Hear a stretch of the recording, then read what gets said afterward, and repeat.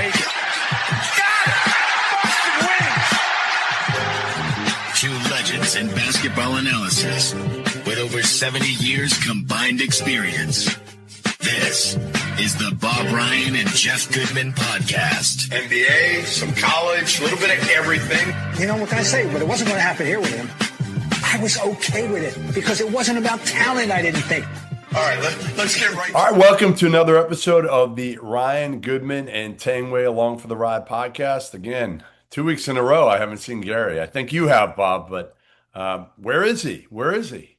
Well, he was in New York. He's on some kind of lacrosse trail. All right.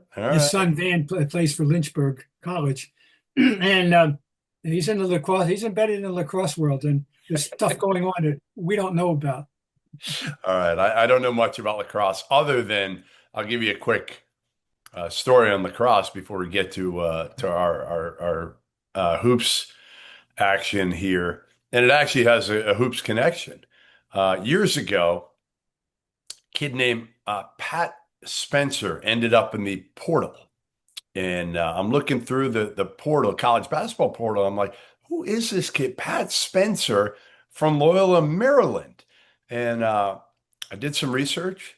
I found out he was at the time, the number one lacrosse player in the country, could have went pro, would have been the number one pick in whatever that lacrosse professional league was. Reached out to him, did a story on him.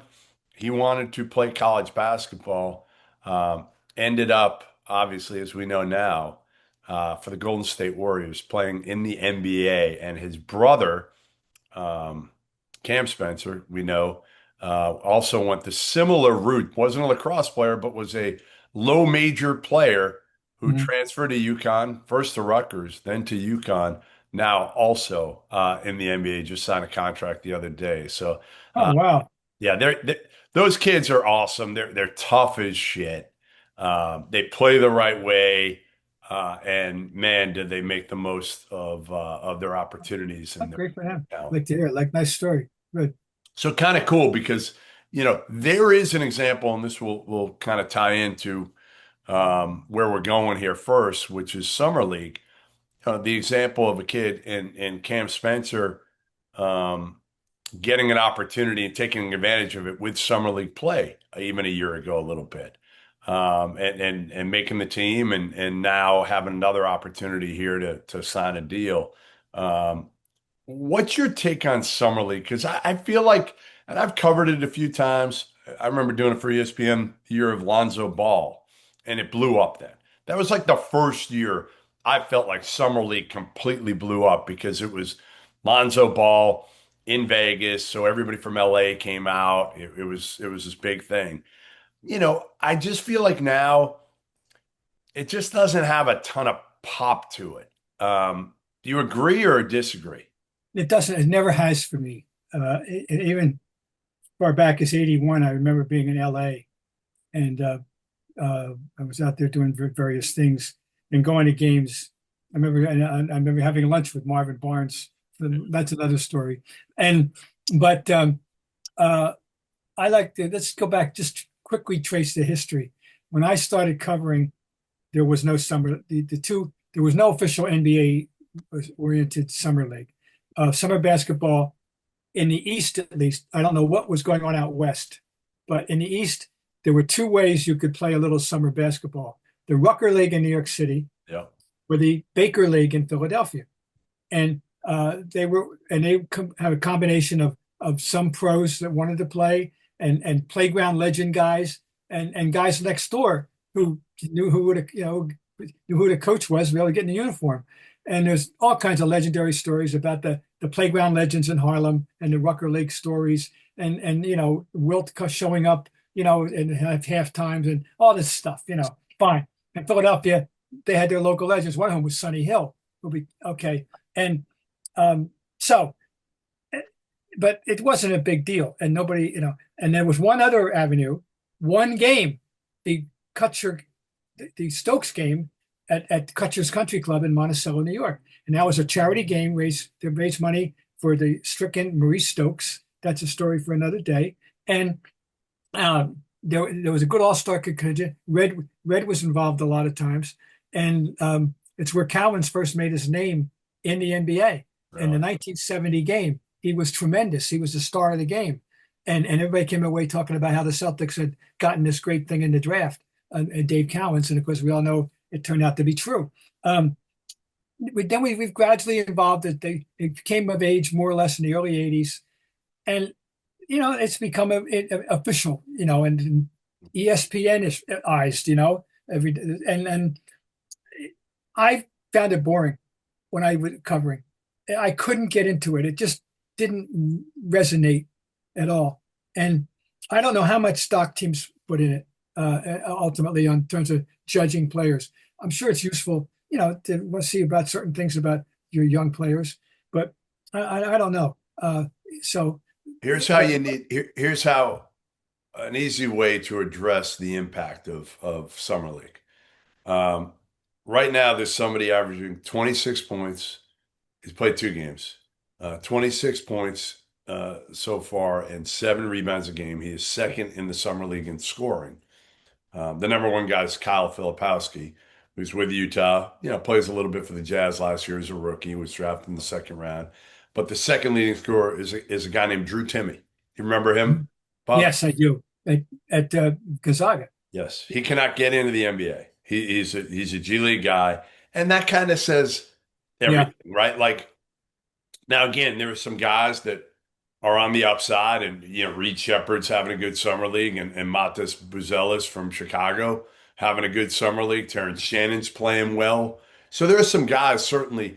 But again, you gotta put it into context here, and the context is you either have a bunch of journeymen who are trying to it's their last hurrah to try to get in the league, and they've been overseas, 26, 27. This is it for them. Or you got the guys that are rookies or maybe second-year players that were drafted, generally in the, mid to late first, second round, and they're playing against one another. And that's where, like, Drew Timme can dominate this level. But again, can he get to the league? It's entertaining. It's, what it is too? It's a networking opportunity. Yeah. That's what it is more than almost anything else for these NBA executives. One reason, you're right. I see that. I just didn't find it that entertaining. I couldn't get into it. You saw in abstract, you think, well, it's a way to satisfy your basketball fix if you're a basketball junkie in the month of July. Well, I'm pretty close to, I like to think of myself in that category to a degree, and it didn't resonate with me. We even had one, they had something going on down at UMass Boston in the Patino era. I like that. That was fun. Yeah. Why do you say that? It was local. It was local. Yeah. I felt like it was a little bit different. Vegas is just so, and I like Vegas, but it was overwhelming. So many people out there. The one at UMass Boston was far more intimate. Every once in a while you get a phenomenon like last year. The whole draw was Bronny. Yeah. And people breaking down the doors to see Bronny for obvious reasons. We all know, and this year Bronny versus Flagg was touted as a big deal first game. Fine. Good for them. Somebody's making some money. Fine. That's okay. I won't object to that. Yep. Meanwhile, the reason we bring this up though, the Mavericks, after 2 games of the 4-game season schedule, okay, we know what we have. We've seen enough. Right? Why even play him at all? I know. It's like, why even, if you're only playing him, if you're going to play him and play him 2 games, I guess you're protecting him from what? Injury? I mean, my first thought when I read that he was being pulled was, they don't want to take any stupid chances of some crazy thing happen that, you'll regret for a long time. Why put him in harm's way? Or even why play him 2 games?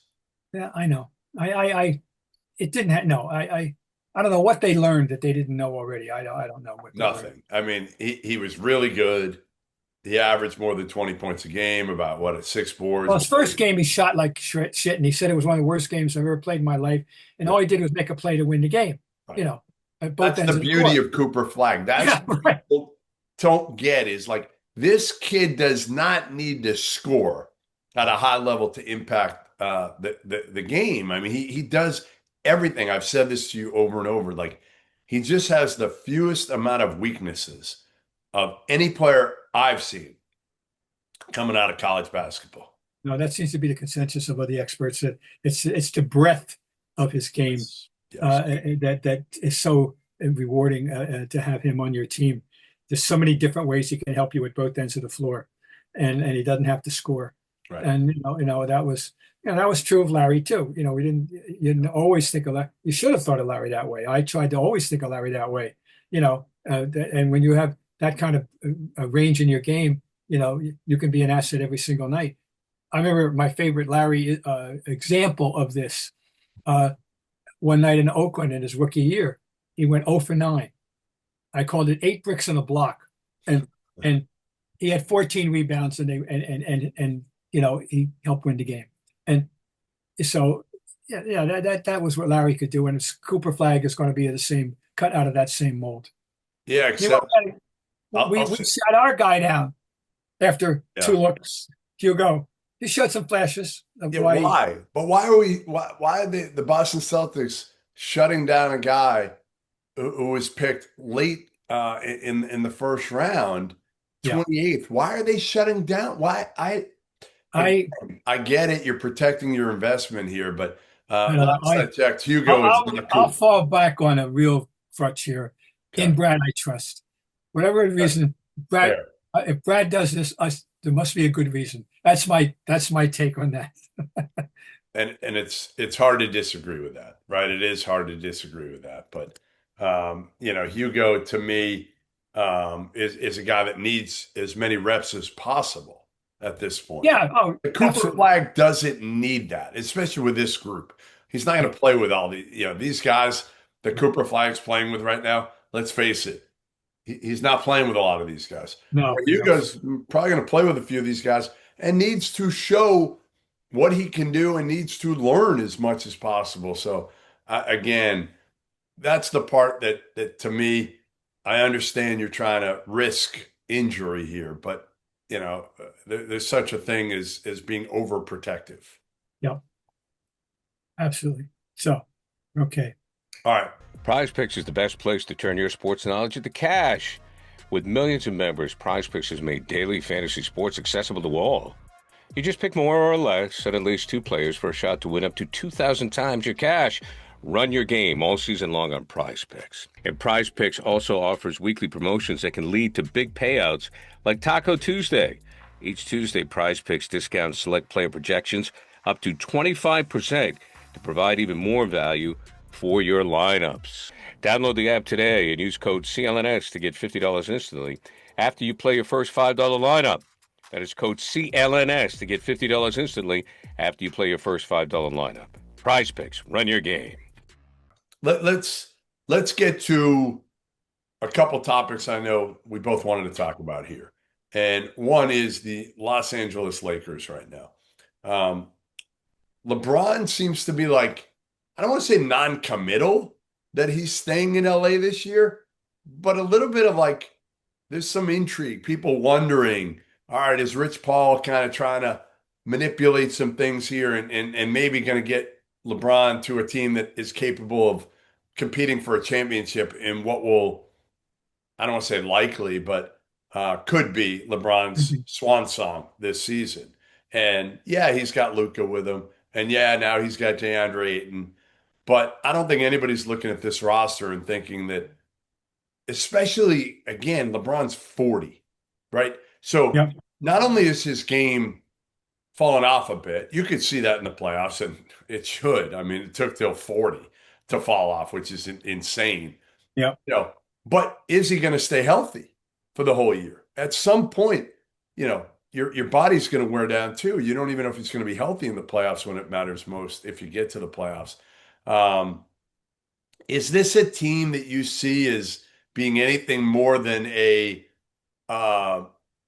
maybe you get to the Western Conference, finals and then get knocked out? Yeah, to me, they're a team capable of teasing their fans and expecting more than they're going to be able to deliver. And I think they're going to have their moments. I'm staring at the roster, and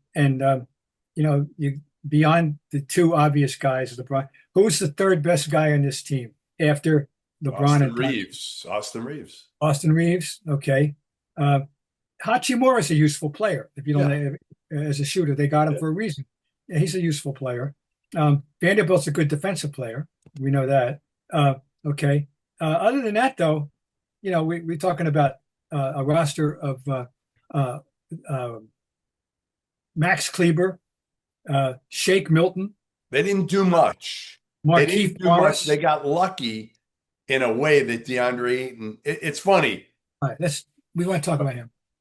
Yeah, I just feel like I was sitting at an AU event talking to Sean Miller for a while, who coached Deandre Ayton at Arizona. And he really felt like, and I kind of feel the same way, this is kind of it for Ayton. And also, like, we look at Ayton and consider him a bust because obviously Portland just waived him. Basically just said, we don't even want him anywhere near us. We're just going to waive him. But this is a kid who averaged like 16 and 10 over 7 years. Here's his dossier, okay? Yeah. Abbreviated dossier. Number 1 pick in the entire draft, 2018. Member of the all-rookie team. Has gotten to the finals twice. Career average, as you say, 16.4 points, 10.5 rebounds, and he's had a double-double every year. I'll repeat that. He's had a double-double every year. He was first traded to Portland in the 3-team deal that included Lillard going to Milwaukee, by the way. And then, as you say, Portland has waived him. Reportedly, he was a big pain in the ass, habitually late to practice and flights, and skipping rehabs. And this is immature. Bob, he's always been immature. He's 27 later this month. But can a year with LeBron James alter some of those habits at 27? That is a great question. And I think the Lakers are counting on that. They have to be. He is a physical being. We know that. He looks like an NBA center. He's athletic. The other thing is, I don't know what the nature of this has been. Maybe you recall, but he's only played 95 games the last 2 years. So he's been out of the lineup. Injury in there. There was an injury in there somewhere. I can't remember what it was. But by the way, his career field goal percentage, you ready? .590. So he knows who he is with the ball in his hands, what to take and what not to take. That's pretty obvious. And so, who knows? Maybe they'll bring whatever is, quote, the best out of him. Maybe they'll do it. If they were to do that, then they might be a force. They might be. I don't know. But I still think that a round of playoff victory would be a pretty good year. But once again, there's so many contingencies because, depending on LeBron and his age and the whole thing. Yeah. But we'll see how they hype it up out there. They're very good at hyping it up out there. So yeah. Again, at some point, LeBron's gonna, and it really could be after this year. That could be it for him. I would like to see him have one more shot at contending as like a number 2 or even a number 3 guy on a team. I don't know where that is. I think it probably is as a number 3 guy, not a number 2 right now. Interesting as time, has gone on, the evolution. When we were around as long as LeBron has been and done, had the type of career he's had, it was, I wouldn't say it was inevitable, but it was fascinating that they developed an anti-LeBron faction. He's evolved into where we have these official LeBron haters where he can do no right. And he's not perfect, but I'm going to say one thing to him. Get over it. You know what? The decision was 15 years ago. So if that's your problem, you got a problem. You go see your shrink, because if you're still harping on that after 15 years, you got a problem.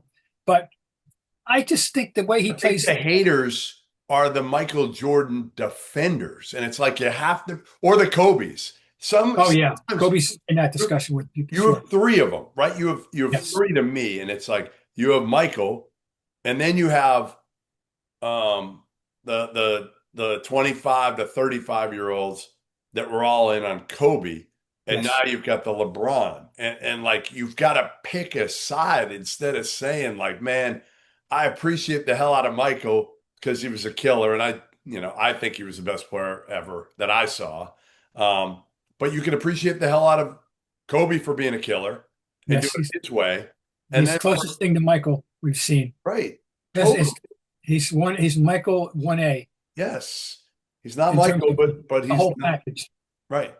He And looked he looked like Michael. He played with that tenacity. He didn't want to be your friend. Like that's the difference, right? The difference in this era is in a lot of ways, like Mhm. everybody wants to be everybody's friend. Mhm. Like the last guy we had of this era that I think wasn't like that was KG, Oh yeah, right? that's for sure. That's And for sure. that's why you loved him. Like LeBron, that's not LeBron. LeBron's buddies with all these guys. They work out together. They AAU, whatever they put. Like there's just it's changed. It's changed. But LeBron, again, the one thing about LeBron, it's hard to criticize to me LeBron James like he is an unbelievable all-around player. One of Yep. the, I mean, incredible. There's not much he can't do. He works his ass off every offseason. You can tell. I mean, to last to 40 years old with that body and it not have broken down with how big and Yes. strong he is, and Well, then to not getting into trouble. Like he's never gotten into any sort of trouble off the court. Like he's stayed pretty darn clean. right. When you read about LeBron, it's always in the sports page, and Yeah. and that's true. Yep. No, I just think I don't know. I guess it was just inevitable because of the comparison thing. People would have to manufacture some grievance against LeBron, um, but compared to Michael or Kobe. But anyway, he does have the detractors. That's the reality. It's here. It's not going to change. That's his niche right now. So, okay. All I know is I agree with you on the analysis of his game. And one other thing I'll say, and I keep going back to that. I think he's always been about team. I do. I think he's always been about team, and it's just a matter of how his view about how to best to help the team. I'll say it for the millionth time. For me, and Kobe, you can pretty much say, well, there's no specific so I'll leave him on the side. The difference between how Michael got to the mountaintop in his time and how LeBron got to the mountaintop in his time was Michael had to learn how to share. Right. Michael had to learn how to I keep telling you that the Michael Jordan of 1987 and 8 wasn't making those passes to John Paxson, and Steve Kerr to win championships. Okay, and and then he figured it out that you got to trust these people.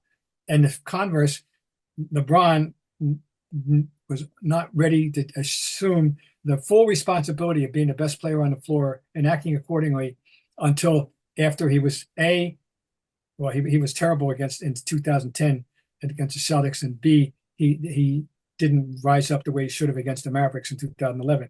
And we'll never know unless he tells us of something specifically what got into him between that year and the next year in terms of who got to him or how he figured it out. That you've got to be more aggressive and assertive in those moments than you have been willing to be. Don't be so passive. Don't be yielding. No, you're the man. Michael never had that problem. Right. Kobe never had that problem, but LeBron did. All right, let's move on to the team that's trying to make some history and be the first team to repeat in a while. OKC, the second youngest team in the NBA, and they've been busy in the offseason, Bob. Shai Gilgeous-Alexander with a max contract. Yep. Chet Holmgren, 5 years, $250 million. Jalen Williams, 5-year max rookie contract that could reach $287 million. So their big three, they have completely locked up here for the next few years. Yep. What do you think the odds are that Sam Presti can do what Brad Stevens was unable to do and what many before him were unable to do? But it's obviously different the last couple of years with this, the financial constraints would Well, if you can figure increase. out a way to assemble a quote unquote supporting cast, auxiliary cast that is uh, good but not great, and aren't going to be coming up to the pay window looking for too much. It's a tricky thing. People are the Celtics just had the wrong people in this wrong quote unquote, people that they had to pay in addition to their stars. And um, I don't know what the balance is. I think to me, I don't see how he can do it any more than Brad could. To me, the way the CBA is, you're going to face that juncture. Enjoy it while you got it this year. I think this year they'll be okay. Right? Uh, we know the Celtics had on paper they could have repeated, but they had the injury to Porzingis, and I'm not even talking about Tatum. I'm talking about the season that they could have had. They didn't quite have the season. And by the way, still had a pretty nice season. They won 61 games, but it wasn't the season that they had hoped for. Actually, it's good luck to Sam. He's a smart guy. Obviously, he's built this team. They did it. They did it in a very precise way, including tanking. And it worked. Yep. And made a great deal for Alexander. And good for him. But I don't know that you can do it. I think they better, if I'm a fan of theirs, enjoy this season and as much as you can with these guys. But building the cast is very, very difficult to find the right guys at the right cost. Yeah, that's it.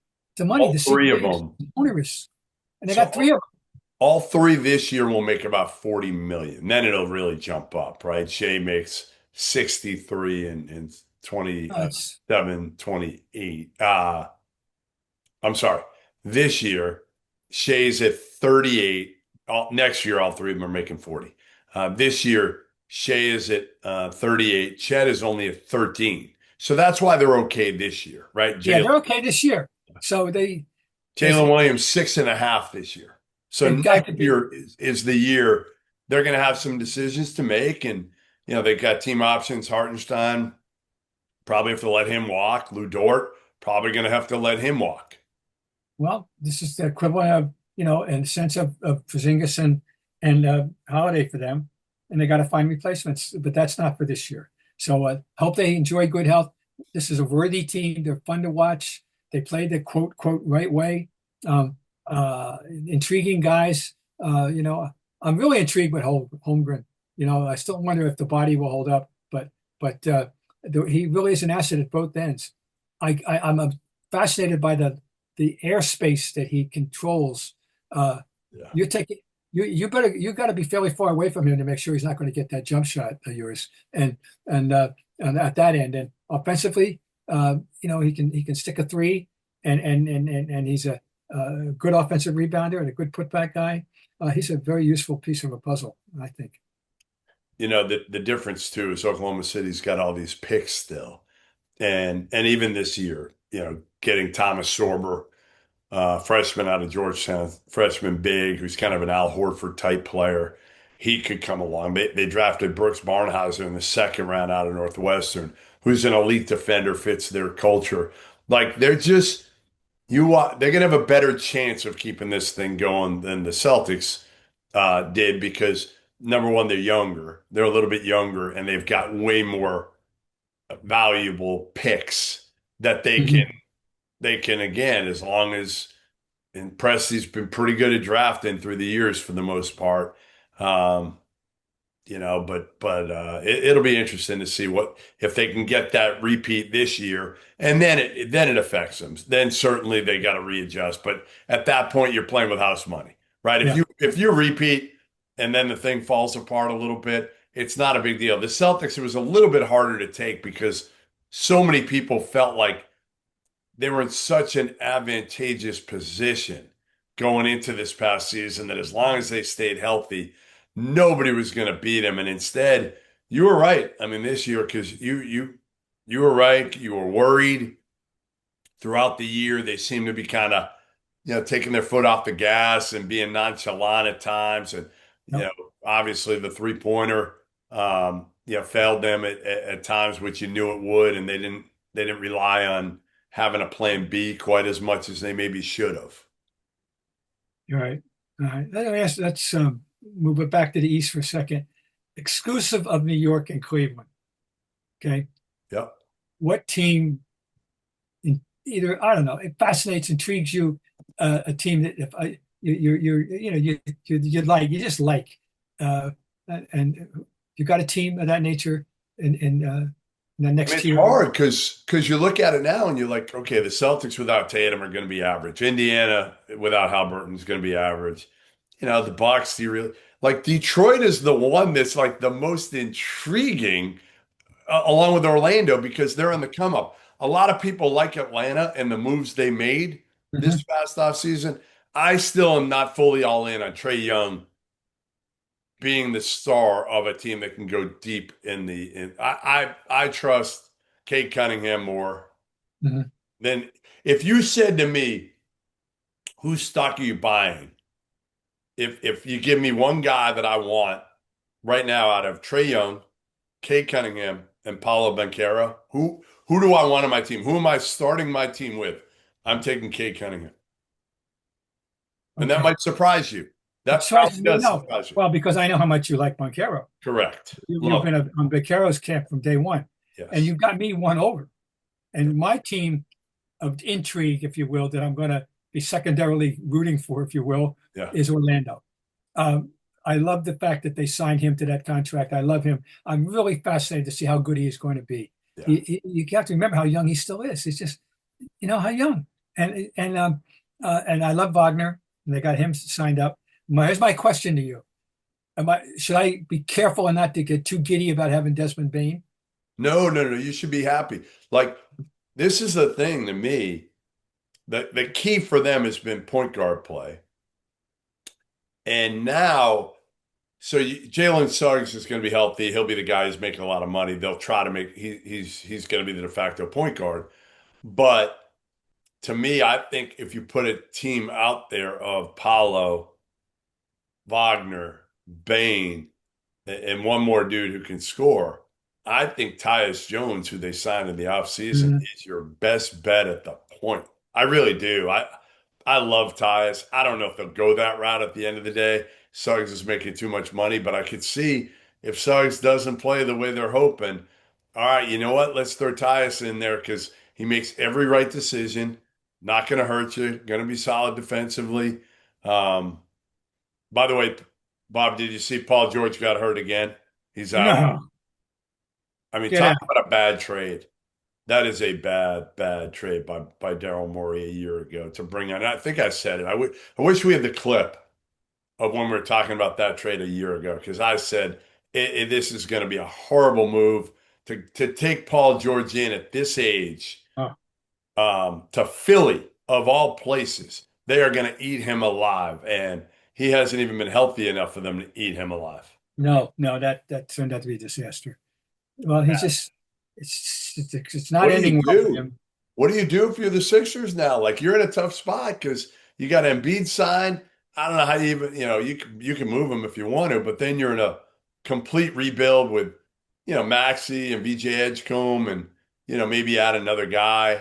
If you trade Embiid, would you look right now to trade Joel Embiid and see what you get for him? I'll say yes because I just became only recently aware, looking at just how bad they were last year. They won 24 games. Yeah. That I wasn't. I just didn't dawn on me. It had That's how gotten they that. got the third pick. Yeah, yeah, yeah. They won 24 games. Yeah. So uh, I, I wouldn't be averse to it. No, and plus you don't know how many games he's ever going to play. So True. somebody wants to take that chance. So there you go. Okay. Yep. And you're right about Detroit. Obviously, is a team to watch. There's no question about that.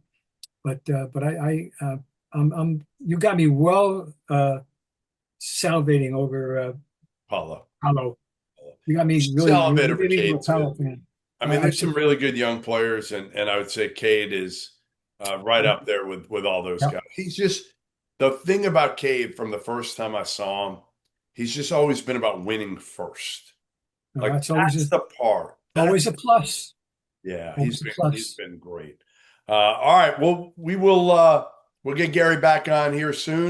And Yes. once he gets back, he can break down some of these lacrosse for us, because I know nothing about very little about lacrosse. But remember, we are, as always, brought to you by Prizepicks.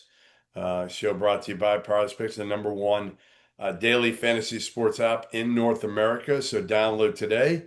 Use that code CLNS to play. All right, we'll see you next week here on the Ryan Goodman and Tang Way Along for the Ride podcast.